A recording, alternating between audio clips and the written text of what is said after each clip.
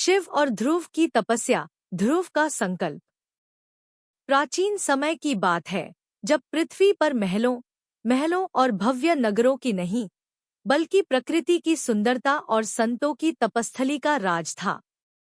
यह कहानी एक छोटे से नगर की है, जहां एक वीर और नायक बालक का जन्म हुआ था। इस बालक का नाम था ध्रुव। ध्रुव का जन्म एक महान राजा उत्तानपाद के घर हुआ था और उसका परिवार शाही सुख सुविधाओं से संपन्न था, लेकिन ध्रुव का मन कुछ और ही चाहता था। अगर आप भगवान शिव से प्यार करते हो और हमेशा चाहते हो उनकी कृपा आप पर हमेशा बनी रहे तो चैनल को सब्सक्राइब करें, लाइक करें। जल्द ही आपको भगवान शिव आपके जीवन में नई खुशखबरी देंगे। वीडियो को लास्ट तक जरूर देखें, क्योंकि आगे बहुत कुछ खास है। ध्रुव का एक अनोखा गुण था, उसकी आंतरिक शांति और साधना के प्रति अडिग आस्था। लेकिन ध्रुव का जीवन सरल नहीं था। वह अपने पिता के साथ बहुत स्नेह और आदर में बड़ा हो रहा था, किंतु एक दिन उसने देखा कि उसका भाई उत्तानपाद का ज्यादा प्रिय था। राजा उत्तानपाद का ध्यान हमेशा अपने बड़े बेटे भूषित के साथ रहता था और ध्रुव को अक्सर उपेक्षित किया जाता था। ध्रुव इस असमानता से बहुत दुखी हुआ और उसने मन में ठान लिया कि वह अपने अस्तित्व को एक नई दिशा देगा, जो न सिर्फ उसे सम्मान दिलाएगा, बल्कि उसे अपने पिता की नज़रों में भी उच्च स्थान पर स्थापित करेगा। ध्रुव का मन बहुत स्थिर और ध्यान में लीन था, और उसी समय उसकी अंतरात्मा में एक शक्ति का आभास हुआ। वह शक्ति थी भगवान शिव की। भगवान शिव, जो तपस्या के महान आदर्श माने जाते थे, ध्रुव के मन में समाने लगे। ध्रुव ने निश्चय किया कि वह भगवान शिव की उपासना करेगा और उनका आशीर्वाद प्राप्त कर अपने जीवन का उद्देश्य पूरा करेगा। ध्रुव का दिल स्पष्ट था और उसकी साधना का मार्ग कठिन था, किंतु वह दृढ़ नायक था। उसे किसी भी प्रकार की दुविधा या संघर्ष ने विचलित नहीं किया। ध्रुव ने अकेले जंगल में जाने का निश्चय किया, ताकि वह शांति से भगवान शिव की आराधना कर सके। ध्रुव के मन में यह विचार समाया कि वह भगवान शिव से आशीर्वाद प्राप्त करेगा और फिर वह अपने पिता के दिल में स्थान बना पाएगा। ध्रुव का जीवन न केवल राजसी था, बल्कि उसके भीतर एक ऐसे आत्मबल का भी प्रवाह था, जो हर चुनौती को पार करने के लिए तैयार था। वह दिन भी आ गया जब ध्रुव अपनी तपस्या की शुरुआत करने के लिए जंगल में निकला। वह पूरे विश्वास और निष्ठा के साथ अपनी यात्रा पर चल पड़ा। जंगल के गहरे कोनों में, जहां तक लोग कम ही जाते थे, ध्रुव ने अपनी तपस्या शुरू की। पहले दिन से ही ध्रुव ने बहुत कठिन तपस्या की। वह बिना किसी रुकावट के भगवान शिव के मंत्रों का जाप करता और सिर्फ फल और पानी पर निर्वाह करता। धीरे धीरे उसका शरीर कमजोर हो गया, लेकिन उसकी साधना में कोई कमी नहीं आई। उसकी आंखों में दृढ़ नायक की जो चमक थी, वह दिन प्रतिदिन बढ़ती जा रही थी। ध्रुव की तपस्या से आसपास के पक्षी, जानवर और पेड़ पौधे भी प्रभावित हो गए थे। ध्रुव ने यह ठान लिया था कि वह तब तक तप करेगा जब तक भगवान शिव स्वयं आकर उसकी तपस्या से प्रसन्न नहीं हो जाते। वह प्रातःकाल से लेकर संध्याकाल तक अपनी साधना में लीन रहता। जंगल के शांत वातावरण में उसकी आस्था और समर्पण का प्रतिफल धीरे धीरे सबको दिखाई देने लगा। ध्रुव की तपस्या के प्रभाव से आसमान में परिवर्तन होने लगे। कभी कभी आकाश में अजीब से चमत्कारी आभा दिखाई देती और ध्रुव के आसपास एक दिव्य ऊर्जा का एहसास होता। उसकी तपस्या को देख देवता भी उसकी साधना की सराहना करने लगे और भगवान शिव की कृपा प्राप्ति के संकेत मिल रहे थे। लेकिन तपस्या की राह कभी आसान नहीं होती। ध्रुव को कई कठिनाइयों का सामना करना पड़ा। कभी वह बर्फीली हवाओं में तपस्या करता, तो कभी गर्मी के झुलसते सूरज के नीचे, परंतु वह कभी नहीं डिगा। उसकी निष्ठा और समर्पण को देखकर भगवान शिव ने सोचा, यह बालक अत्यंत निष्ठावान और समर्पित है। उसकी तपस्या में कोई घातक नहीं है, यह मुझे देखना चाहिए। इसी बीच ध्रुव का तप बढ़ता ही जा रहा था और जंगल के भीतर एक दिव्य और रहस्यमय वातावरण बनने लगा। ऐसा लगता था जैसे समस्त प्रकृति भी भगवान शिव की उपासना में तल्लीन हो गई हो। लेकिन भगवान शिव की कृपा प्राप्ति के लिए अभी और कठिन तपस्या की आवश्यकता थी, और ध्रुव इस कठिनाई से डरने वाला नहीं था।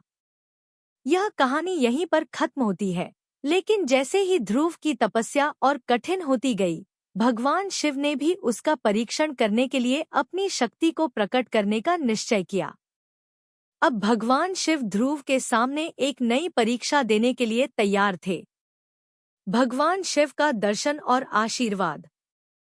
ध्रुव की तपस्या अब अपने चरम सीमा पर पहुंच चुकी थी। वह निरंतर कठिन साधना कर रहा था, अपनी भूख और प्यास की परवाह किए बिना, सिर्फ भगवान शिव के दर्शन की आशा में। दिन रात वह केवल एक ही मंत्र नमः शिवाय का उच्चारण करता और अपने मन, वचन और क्रिया को पूरी तरह से भगवान शिव के चरणों में समर्पित कर देता। जंगल में चारों ओर एक दिव्य आभा फैली हुई थी। ध्रुव का शरीर थका हुआ और कमजोर हो चुका था, लेकिन उसकी आत्मा पूरी तरह से जागृत थी। उसका ध्यान केवल भगवान शिव में था। वह पूरी निष्ठा के साथ अपनी तपस्या जारी रखे हुए था। कभी तीव्र धूप, कभी बर्फीली ठंडी हवा, तो कभी जंगल के जानवरों का डर, इन सभी बाधाओं को ध्रुव ने बिना किसी डर और संकोच के पार किया था।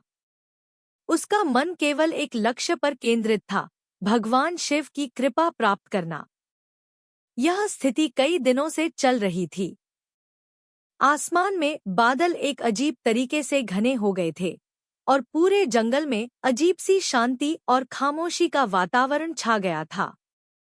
ऐसा प्रतीत होता था जैसे स्वयं देवता भी ध्रुव की तपस्या को देख रहे हों।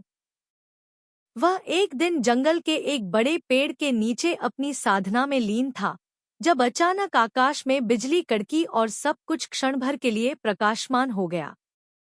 ध्रुव की आंखों में एक तेज चमक आ गई और उसके मन में एक अलौकिक ऊर्जा का संचार हुआ। यह संकेत था कि भगवान शिव उसके पास आने वाले थे। ध्रुव ने अपनी आंखें बंद की और अपने मन को पूरी तरह से एकाग्र कर लिया। वह पूरी तरह से तैयार था भगवान शिव के दर्शन के लिए। कुछ ही पल बाद ध्रुव के सामने एक अद्भुत दृश्य प्रकट हुआ। आकाश में एक सफेद बाघ पर सवार भगवान शिव प्रकट हुए। उनके शरीर पर एक चमकदार सफेद ध्वजा लहराती हुई दिख रही थी। उनके सिर पर चंद्रमा था, गले में सर्प लिपटा हुआ था और हाथ में त्रिशूल था। उनके शरीर से आभा निकल रही थी, जो पूरी जंगल को दिव्य बना रही थी। ध्रुव ने भगवान शिव के दर्शन होते ही आंखें खोल दी। उसने भगवान शिव के पैरों में सिर झुका दिया। भगवान शिव के दर्शन ने उसे दिव्य शांति और ऊर्जा का एहसास कराया। भगवान शिव ने ध्रुव से कहा, ध्रुव, तेरा तप और समर्पण अत्यंत महान है। तुमने जो कठिन तपस्या की है, वह किसी महान योगी के समान है। यह तपस्या तुम्हारे मन के दृढ़ संकल्प और आत्मविश्वास का प्रतीक है। मैं तुमसे प्रसन्न हूँ। ध्रुव ने भगवान शिव के प्रति अपनी श्रद्धा व्यक्त करते हुए कहा, भगवान, मैं आपके दर पर आया हूँ, केवल एक ही उद्देश्य से, आपकी कृपा प्राप्त करना। मेरे जीवन में जो दुख और अपमान का सामना मैंने किया है, वह अब केवल आप ही दूर कर सकते हैं। मैं आपके आशीर्वाद से अपने पिता की आंखों में अपना स्थान बनाना चाहता हूँ। भगवान शिव ने उसकी बातों को ध्यान से सुना और फिर बोले, ध्रुव, तुम्हारी श्रद्धा और तपस्या मुझे बहुत प्रिय है। तुम्हारी मेहनत और साधना ने मुझे खुश किया है। तुमने जो तप किया है, वह असाधारण है। इस तप के बल पर मैं तुम्हें आशीर्वाद देता हूँ। भगवान शिव ने फिर अपनी दिव्य शक्ति का एहसास कराया और अपनी तीसरी आंख से एक असीम आशीर्वाद ध्रुव पर डाला। यह आशीर्वाद न केवल ध्रुव के शारीरिक रूप को ही बदलने वाला था, बल्कि उसके जीवन की दिशा को भी बदलने वाला था। भगवान शिव ने कहा, मैं तुमसे वचन लेता हूँ कि तुम हमेशा सत्य और धर्म के मार्ग पर चलोगे। तुम्हारी सच्चाई और निष्ठा तुम्हें कभी हारने नहीं देगी। तुम्हारा नाम सदियों तक सर्वश्रेष्ठ के रूप में लिया जाएगा। तुम जो चाहोगे वह सब तुम्हारे सामने आ जाएगा। तुम ही वह व्यक्ति बनोगे जिसका नाम आकाश में चमकेगा। ध्रुव ने भगवान शिव के चरणों में सिर झुका दिया और आशीर्वाद प्राप्त किया। भगवान शिव ने उसे एक विशेष आभूषण भी दिया जो उसकी पहचान बन जाएगा। भगवान शिव ने उसे यह आभूषण देते हुए कहा, यह आभूषण तुम्हारी पहचान बनेगा। जब तुम इसे पहनोगे तब तुम्हारा नाम सर्वज्ञ हो जाएगा। तुम पृथ्वी पर और आकाश में अपनी पहचान स्थापित करोगे। ध्रुव का चेहरा आशीर्वाद से चमक उठा। उसने भगवान शिव का आभार व्यक्त किया और कहा, भगवान, आपके आशीर्वाद से अब मुझे किसी और चीज की आवश्यकता नहीं है। मुझे अपने जीवन का उद्देश्य मिल गया है। मैं आपके इस दिव्य आशीर्वाद को हमेशा याद रखूंगा। भगवान शिव ने मुस्कुराते हुए कहा, ध्रुव, तुम्हारी साधना और समर्पण ने मुझे प्रसन्न किया। तुम्हारा विश्वास और तप सच्चे योगी की पहचान है। अब तुम्हें कभी भी हार का सामना नहीं करना पड़ेगा। इसके बाद भगवान शिव अपनी दिव्य शक्ति के साथ आकाश में समा गए। ध्रुव ने उनका पीछा किया, लेकिन वह केवल आकाश में उनके दिव्य रूप की छाया को देख सका। ध्रुव का मन प्रफुल्लित और संतुष्ट था। भगवान शिव से प्राप्त आशीर्वाद ने उसके जीवन की दिशा बदल दी थी। उसकी तपस्या सफल हो चुकी थी और अब उसका जीवन एक नई दिशा में बढ़ने को तैयार था।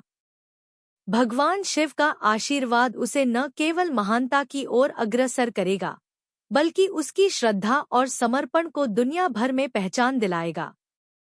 ध्रुव की महानता और पिता का आशीर्वाद। भगवान शिव से आशीर्वाद प्राप्त करने के बाद ध्रुव का जीवन बदल चुका था।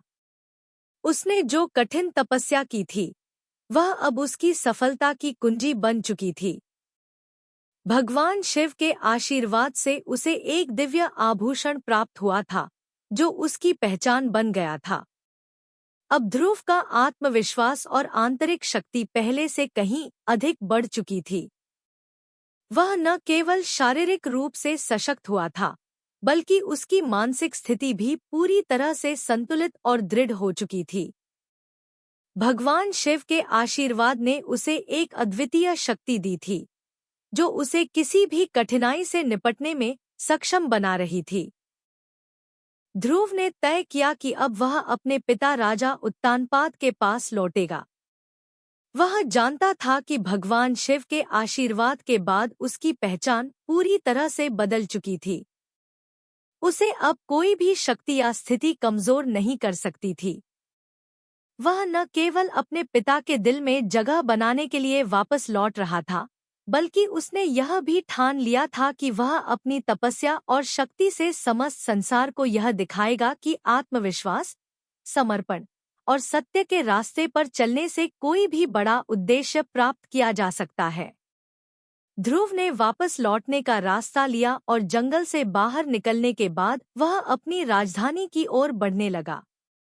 रास्ते में उसकी आंखों के सामने वही पुराने दृश्य आ रहे थे, जब वह छोटा था और उपेक्षित महसूस करता था।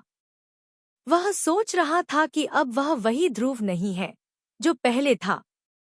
अब वह एक विजेता था, एक सशक्त व्यक्तित्व था जिसने अपनी तपस्या से अपने जीवन का उद्देश्य प्राप्त किया था।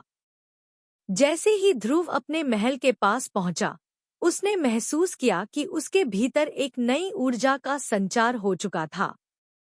उसकी आंखों में आत्मविश्वास की एक नई चमक थी और उसकी चाल में एक ऐसा बल था जिसे देख हर कोई आश्चर्यचकित हो जाता। महल के द्वार पर खड़े सेवकों ने उसे पहचान लिया और तुरंत ही राजा उत्तानपाद को सूचित किया कि उनका बेटा ध्रुव लौट आया है।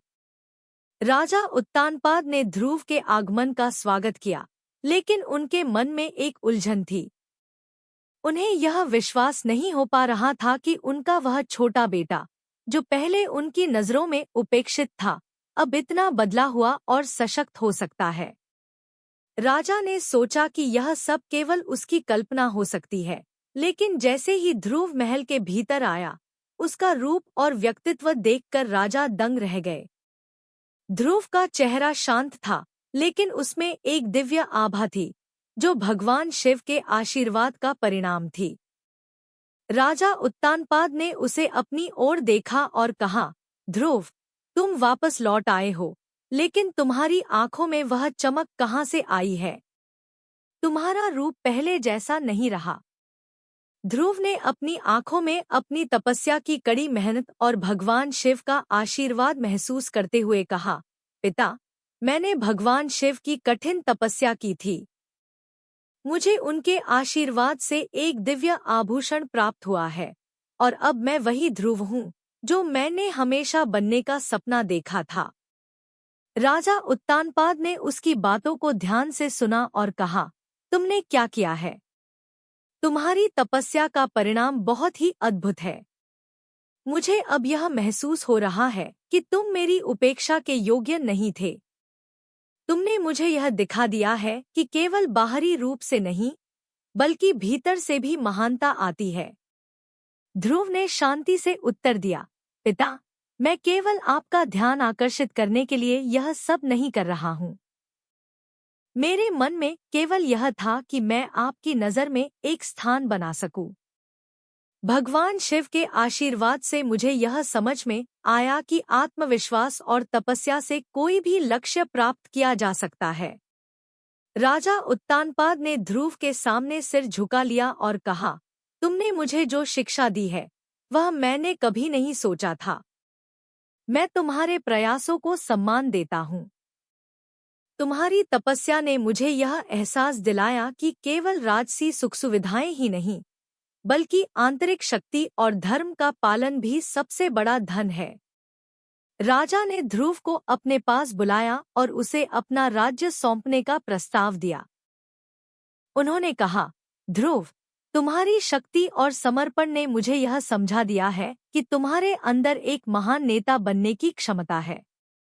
मैं चाहता हूँ कि तुम इस राज्य के अधिकारी बनो और इसे और भी समृद्ध बनाओ। ध्रुव ने विनम्रता से उत्तर दिया, पिता, मैं आपकी पूरी बात समझता हूँ, लेकिन मेरा उद्देश्य केवल राज्य का राज्यपाल बनना नहीं है। मेरा उद्देश्य तो केवल सत्य, धर्म और भगवान शिव की सेवा करना है। मैं इस राज्य का उत्थान करूँगा, लेकिन मेरी प्रेरणा हमेशा भगवान शिव की उपासना और उनके मार्गदर्शन से ही होगी। राजा उत्तानपाद ने ध्रुव की बातों को स्वीकार किया और उसके निर्णय को आदरपूर्वक सम्मान दिया। वह जानता था कि ध्रुव अब केवल उसका बेटा नहीं, बल्कि एक महान साधक और भविष्य का महान नेता बन चुका था। ध्रुव ने अपने पिता के आशीर्वाद को स्वीकार करते हुए अपने राज्य की जिम्मेदारियां संभाली। उसने न केवल राज्य को समृद्ध किया, बल्कि वह लोगों के दिलों में विश्वास और सच्चाई की मिसाल बन गया। उसकी महानता और भगवान शिव के प्रति उसकी निष्ठा ने उसे संपूर्ण पृथ्वी पर एक आदर्श बना दिया। इस प्रकार ध्रुव ने भगवान शिव की कृपा से न केवल अपने पिता का दिल जीता, बल्कि पूरी दुनिया में अपनी महानता और तपस्या का इतिहास लिखा। उसकी तपस्या और आशीर्वाद का प्रभाव न केवल उसके समय में, बल्कि आने वाली पीढ़ियों में भी सदियों तक देखा जाएगा। ध्रुव का राज्य में न्याय और धर्म की स्थापना। ध्रुव के जीवन में भगवान शिव के आशीर्वाद से जो परिवर्तन आया, उसने न केवल उसके परिवार बल्कि पूरे राज्य की दिशा भी बदल दी। भगवान शिव ने उसे केवल शारीरिक शक्ति और दिव्य आभूषण ही नहीं दिए थे, बल्कि उसे आंतरिक शक्ति, समर्पण और सच्चाई का मार्ग भी दिखाया था। ध्रुव का उद्देश्य अब केवल अपना सम्मान हासिल करना नहीं था, बल्कि वह अपने राज्य के प्रत्येक नागरिक के जीवन में भी सुख और समृद्धि लाने के लिए प्रतिबद्ध था। राज्य में धर्म, न्याय और शांति की स्थापना के लिए ध्रुव ने ठान लिया था कि वह किसी भी प्रकार के अत्याचार और अन्याय को सहन नहीं करेगा। वह जानता था कि यदि उसे अपने राज्य के लोगों का विश्वास और प्रेम प्राप्त करना है, तो उसे अपने कार्यों से यह साबित करना होगा कि वह केवल राजा नहीं, बल्कि एक सच्चा धर्मयोद्धा है। ध्रुव ने सबसे पहले अपने राज्य के प्रत्येक नागरिक से मिलकर उनकी समस्याएं समझीं। वह जनता के बीच गया और हर एक व्यक्ति की स्थिति को जानने की कोशिश की। उसने यह सुनिश्चित किया कि गरीब और दीनहीन लोग भी राज्य के समान अधिकारों का करें। एक दिन ध्रुव ने राज्य के सबसे बड़े न्यायालय का दौरा किया। वहां उसे यह पता चला कि बहुत से लोग गलतफहमियों और भ्रष्टाचार के कारण न्याय से वंचित रह जाते हैं। न्यायालय में कई मामलों की सुनवाई होती थी, लेकिन जो लोग धन और प्रभावशाली थे, उन्हें सही न्याय नहीं मिलता था। ध्रुव को यह देखकर गहरी निराशा हुई। वह जानता था कि अगर राज्य में न्याय का पालन सच्चे रूप से होना है, तो उसे इस भ्रष्ट व्यवस्था को बदलना होगा। अगले दिन ध्रुव ने अपने मंत्रियों और प्रमुख सलाहकारों के साथ एक बैठक बुलाई। उसने स्पष्ट किया कि राज्य में हर व्यक्ति को न्याय मिलेगा, चाहे वह राजा का प्रिय हो या एक साधारण नागरिक। उसने निर्णय लिया कि सभी न्यायाधीशों और कर्मचारियों को सख्ती से यह निर्देश दिया जाएगा कि वे किसी भी प्रकार की भ्रष्टाचार या पक्षपाती न्याय का पालन नहीं करेंगे। ध्रुव ने न्यायालय में एक नया आदेश जारी किया, जिसमें यह सुनिश्चित किया गया कि हर केस की निष्पक्ष और पारदर्शी तरीके से सुनवाई हो। उसने एक विशेष न्यायालय बनाने का आदेश दिया, जहां छोटे मामलों का तुरंत निपटारा किया जा सके। इस दौरान ध्रुव ने अपने राज्य में एक और महत्वपूर्ण पहल की। उसने राज्य के प्रत्येक गांव और शहर में शिक्षा और स्वास्थ्य सेवाएं सुधारने के लिए एक योजना बनाई। उसने आदेश दिया कि प्रत्येक गांव में एक स्कूल स्थापित किया जाए, ताकि हर बच्चा, चाहे वह किसी भी जाति या वर्ग से हो, उसे शिक्षा प्राप्त हो सके। साथ ही उसने राज्य में अस्पतालों और स्वास्थ्य केंद्रों की संख्या बढ़ाने के लिए भी योजना बनाई। उसे यह एहसास था कि राज्य की प्रगति केवल तभी संभव है जब लोग शारीरिक और मानसिक रूप से स्वस्थ रहें। ध्रुव की नीतियां और कार्य जनता के बीच बहुत जल्दी लोकप्रिय हो गए। उसकी सच्चाई, निष्कलंक न्याय और भगवान शिव के प्रति उसकी निष्ठा ने उसे पूरी दुनिया में आदर्श बना दिया। लोग उसे एक धर्मराज के रूप में पूजने लगे थे। लेकिन ध्रुव के शांति के प्रयासों को कुछ लोग स्वीकार नहीं कर पाए। राज्य में कुछ भ्रष्ट अधिकारी और जमींदार थे, जिन्होंने ध्रुव की योजनाओं को चुनौती दी। वे नहीं चाहते थे कि उनकी अवैध संपत्ति और प्रभाव को कोई चुनौती दे। एक दिन राज्य के एक गांव में एक बड़ा विवाद हो गया। एक जमींदार ने गरीब किसानों से उनकी जमीन छीनने की कोशिश की। किसान परेशान और भयभीत थे, क्योंकि वे जानते थे कि अगर वे जमींदार के खिलाफ गए, तो उनका विरोध करना उनके लिए बहुत महंगा पड़ सकता था। लेकिन ध्रुव ने यह सब सुना और तुरंत कार्रवाई करने का निर्णय लिया। उसने अपने सैनिकों और न्यायाधीशों को भेजा, जिन्होंने मामले की त्वरित जांच की। न्यायालय ने जमींदार के खिलाफ सख्त निर्णय लिया और उसकी सारी संपत्ति जब्त कर ली। यह घटना राज्य में ध्रुव के न्याय के प्रति कड़े दृष्टिकोण को और सशक्त बना गई। जनता ने देखा कि ध्रुव किसी भी दबाव के आगे नहीं झुकेगा और हर किसी को न्याय मिलेगा, चाहे वह कितना भी शक्तिशाली क्यों न हो। ध्रुव की इस कार्रवाई ने उसके राज्य में एक नए विश्वास और समर्पण की भावना को जन्म दिया। ध्रुव का राज्य अब पूरी दुनिया में उदाहरण के रूप में प्रसिद्ध हो चुका था। उसकी नीतियां और निर्णय न केवल धर्म और न्याय के प्रतीक थे, बल्कि उन्होंने लोगों को यह सिखाया कि सच्चे राजकुमार वही होते हैं जो अपने प्रजा की भलाई के लिए समर्पित होते हैं। ध्रुव ने भगवान शिव की उपासना कभी नहीं छोड़ी। वह प्रतिदिन शिव के मंत्रों का उच्चारण करता और राज्य के मामलों में भगवान शिव से मार्गदर्शन प्राप्त करता। उसे यह विश्वास था कि भगवान शिव की कृपा के बिना वह कभी भी इन कठिन कार्यों को पूरी तरह से नहीं कर पाता। राज्य में धर्म, न्याय और शांति का साम्राज्य स्थापित हो चुका था, लेकिन ध्रुव जानता था कि एक राजा का कार्य कभी खत्म नहीं होता। वह हमेशा अपनी प्रजा की सेवा में तत्पर रहता और भगवान शिव की कृपा से वह लगातार अपने राज्य को और अधिक उन्नत बनाने का प्रयास करता रहा। ध्रुव की तपस्या का फल अब राज्य के हर नागरिक के चेहरे पर मुस्कान के रूप में दिखाई देने लगा था। उसका नाम, उसका कार्य और उसका मार्गदर्शन आने वाली पीढ़ियों तक जीवित रहेगा। ध्रुव का महान उत्तराधिकार और भगवान शिव की कृपा। ध्रुव का राज्य अब पूरी दुनिया में एक आदर्श बन चुका था। उसके शासन में धर्म, न्याय और शांति की स्थापना हो चुकी थी।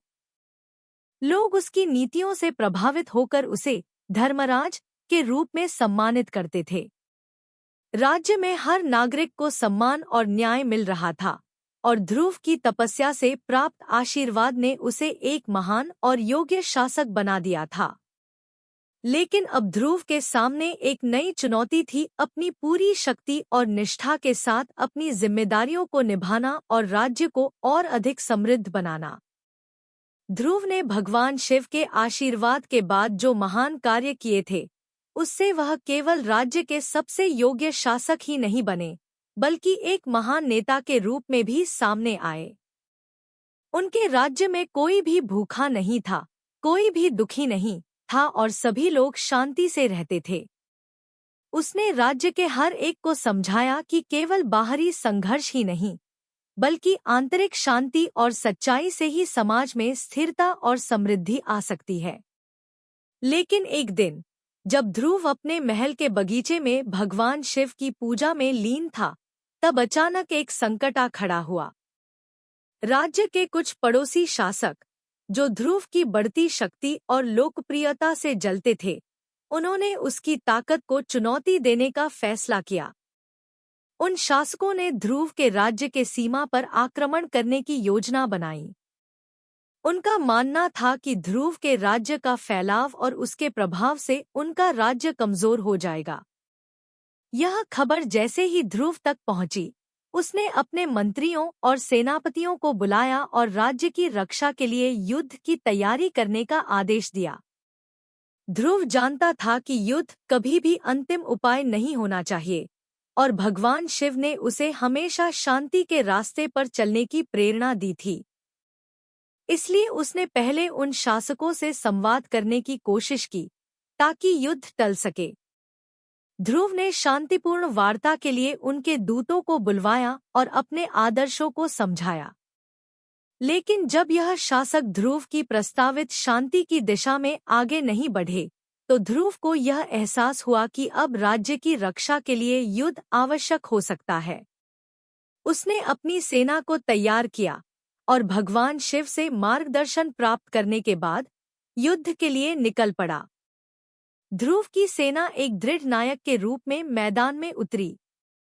उसकी सेना केवल शारीरिक ताकत से नहीं, बल्कि उनके विश्वास, अनुशासन और भगवान शिव के आशीर्वाद से प्रेरित थी। ध्रुव ने कभी भी युद्ध के दौरान हिंसा या अत्याचार को बढ़ावा नहीं दिया और हमेशा यही प्रयास किया कि युद्ध में भी धर्म और न्याय का पालन हो। युद्ध की शुरुआत में ध्रुव की सेना ने अपनी रणनीति के तहत शत्रु को हराया, लेकिन फिर भी युद्ध लंबा और कठिन था। दोनों पक्षों के बीच संघर्ष बहुत गहरा था।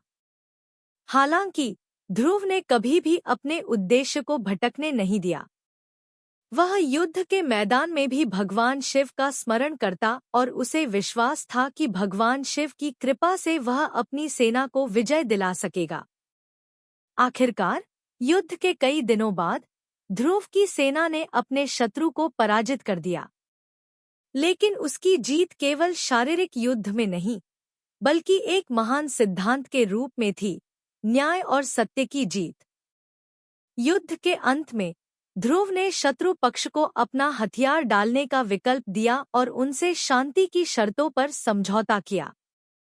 ध्रुव ने अपने विजय के बाद अपने शत्रुओं को केवल शारीरिक रूप से नहीं हराया, बल्कि उन्हें यह भी समझाया कि युद्ध कभी भी अंतिम समाधान नहीं होता।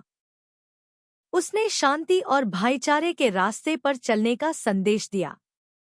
यही कारण था कि उसकी विजय न केवल एक युद्ध थी, बल्कि एक महान नैतिक विजय थी। भगवान शिव के आशीर्वाद से ध्रुव ने केवल शारीरिक विजय प्राप्त नहीं की, बल्कि उसने अपने जीवन में सही मार्ग और धर्म का पालन करते हुए एक आदर्श स्थापित किया। युद्ध समाप्त होने के बाद ध्रुव ने राज्य में शांति स्थापित करने के लिए कदम उठाए। उसने उन शासकों के साथ शांति संधि की और उनके राज्य में भी सुधार लाने का प्रस्ताव दिया। धीरे धीरे उनके शांति के प्रयासों ने पड़ोसी राज्य को भी शांति और समृद्धि की ओर अग्रसर किया। अब ध्रुव के राज्य में केवल धार्मिक आस्थाएं ही नहीं, बल्कि शांति और समृद्धि की लहर फैल चुकी थी। भगवान शिव की कृपा और आशीर्वाद के कारण ध्रुव ने अपने राज्य को एक मॉडल राज्य बना दिया, जहां न्याय, धर्म और सत्य का पालन पूरी निष्ठा से किया जाता था। ध्रुव ने अपना जीवन भगवान शिव की सेवा में समर्पित किया और हमेशा सत्य और धर्म के मार्ग पर चलने का प्रण लिया। उसने न केवल एक महान शासक के रूप में शासन किया, बल्कि अपने शुद्ध उद्देश्य और दृढ़ नायकत्व से वह एक आदर्श बन गया, जिसकी कहानियां आने वाली पीढ़ियों तक सुनाई जाएंगी। अब ध्रुव का नाम केवल उसके राज्य में ही नहीं, बल्कि पूरी पृथ्वी पर मशहूर हो गया था। उसके राजकार्य, उसकी तपस्या और भगवान शिव के प्रति उसकी निष्ठा ने उसे अमर बना दिया। भगवान शिव के आशीर्वाद से ध्रुव ने एक उदाहरण प्रस्तुत किया कि केवल बाहरी शक्ति से नहीं, बल्कि आंतरिक शक्ति, सत्य और धर्म से भी महान कार्य किए जा सकते हैं। ध्रुव की महानता का अंतिम रूप और भगवान शिव की उपस्थिति। ध्रुव का जीवन अब एक आदर्श बन चुका था। उसने अपने शासन में धर्म, न्याय और शांति की स्थापना की थी, और उसकी तपस्या का फल सम्राट के रूप में स्पष्ट रूप से दिख रहा था। भगवान शिव के आशीर्वाद से ध्रुव ने एक महान शासक के रूप में अपनी पहचान बनाई थी, जो न केवल अपने राज्य के लिए बल्कि संपूर्ण पृथ्वी के लिए एक प्रेरणा बन गया था। उसके राज्य में लोग सुखी थे, न्याय और धर्म का पालन हो रहा था, और शांति की एक अद्वितीय स्थिति कायम थी। लेकिन अब ध्रुव के जीवन में एक नई यात्रा का आरंभ होने वाला था, जो उसे अपनी तपस्या का अंतिम और सबसे महान फल देने वाली थी। ध्रुव के जीवन के इस चरण में वह भगवान शिव के प्रति अपनी भक्ति और उपासना में लगातार संलग्न था। उसने अपने हर कार्य में भगवान शिव के आशीर्वाद को स्वीकार किया और अपने राज्य की सभी नीतियों में शिव की उपस्थिति का प्रतिफल देखा।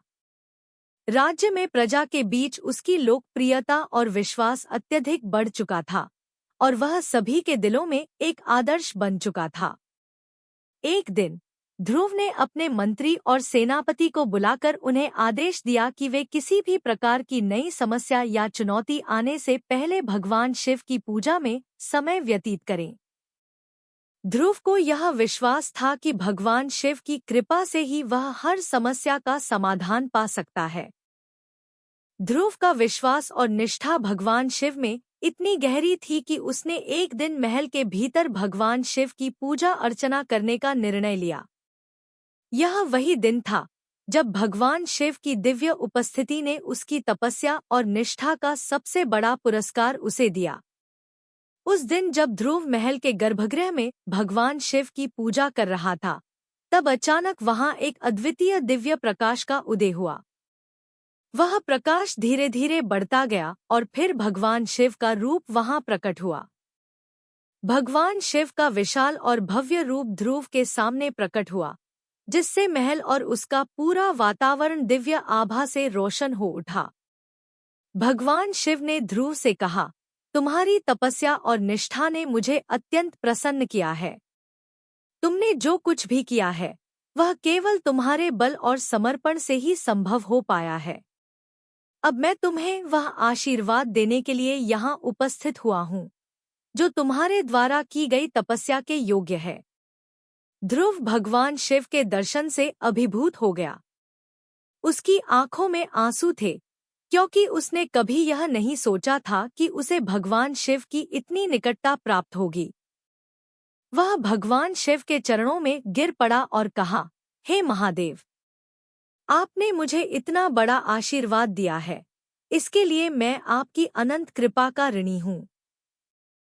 मैं केवल यही चाहता हूँ कि आप हमेशा मेरे साथ रहें और मुझे सत्य और धर्म के मार्ग पर चलने का आशीर्वाद दें। भगवान शिव ने ध्रुव के आशीर्वाद की सराहना की और उसे कहा, ध्रुव, तुमने अपनी तपस्या से यह सिद्ध कर दिया है कि कोई भी व्यक्ति सच्चे समर्पण, निष्ठा और विश्वास से महान कार्य कर सकता है। मैं तुम्हें एक असीम आशीर्वाद देने जा रहा हूँ। तुम जिस रास्ते पर चलोगे, वहाँ कोई भी बाधा तुम्हारे मार्ग में नहीं आएगी। तुम्हारा राज्य हमेशा समृद्ध रहेगा और तुम हर युग में एक आदर्श के रूप में पूजे जाओगे। भगवान शिव ने अपनी त्रिशूल से ध्रुव के माथे पर आशीर्वाद का चिन्ह अंकित किया और कहा, तुम्हारे राज्य में सभी लोग शांति, समृद्धि और न्याय के साथ जीवन व्यतीत करेंगे। तुम्हारी तपस्या और मेरे आशीर्वाद से तुम्हारा नाम न केवल इस युग में बल्कि आने वाले युगों में भी अमर रहेगा। भगवान शिव की यह कृपा प्राप्त कर ध्रुव का जीवन एक नया मोड़ लेने वाला था। अब वह एक और शांति और सफलता की ओर बढ़ने के लिए तैयार था। भगवान शिव ने उसकी तपस्या का समापन इस प्रकार किया कि उसे न केवल एक शासक के रूप में बल्कि एक महान व्यक्ति के रूप में पूजा जाएगा। भगवान शिव के इस आशीर्वाद के बाद ध्रुव ने अपने राज्य को और भी बेहतर बनाने के लिए कई कार्य किए। उसने राज्य में न केवल आंतरिक शांति और समृद्धि लाने के प्रयास किए, बल्कि राज्य के प्रत्येक नागरिक को धार्मिक और नैतिक शिक्षा देने की दिशा में भी कदम बढ़ाए। वह जानता था कि एक राज्य तभी समृद्ध हो सकता है जब उसके लोग भी धर्म और सत्य के रास्ते पर चलें। ध्रुव ने एक नए प्रकार के शिक्षण संस्थान की स्थापना की, जहां लोग सत्य, न्याय और धर्म के बारे में सीख सकें।